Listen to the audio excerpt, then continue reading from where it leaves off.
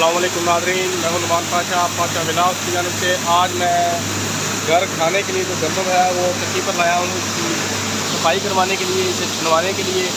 ये आप देख रहे हैं, ये गंदम है जिसे मैं इस वक्त इस चक्की पर लेकर आया हूँ ताकि इसकी सफाई हो सके और ये इसे खाना जा सके।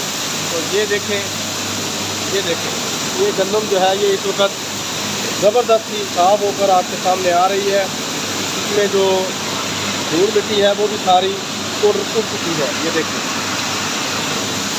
ये गंदम इस वक्त यहाँ से आ रही है। ये सारा प्रोसेस है, ये आपके सामने है। ये देखें, ये लड़का है, इस लड़के की ये चक्की है और ये जो है इस वक्त 80 रुपये की बोरी जो है उसके चार्ज करते हैं और आपको गंदम जो है बिल्कुल साफ़ कर दे देते हैं, जो कि हम दूसरी आटे वाली चक्की पर ले जाकर उसको आटा पिसवा लेते हैं। तो ये छोटी सी आटा चक्की थी, सॉरी गंदम की चक्की थी खाने वाली, जो मैं आपको दिखाना चाहता था। तो ये देख रहे हैं आप, ये गंदम इस वक्त साफ़ होकर इस तोड़े के अंदर भरी जा रही है। ये देखें, इसके साथ ही मेरी वीडियो को लाइक कीजिए, शेयर कीजिए, कमेंट कीजिए और कमेंट में अपनी कीमती राय का इज़हार ज़रूर कीजिए।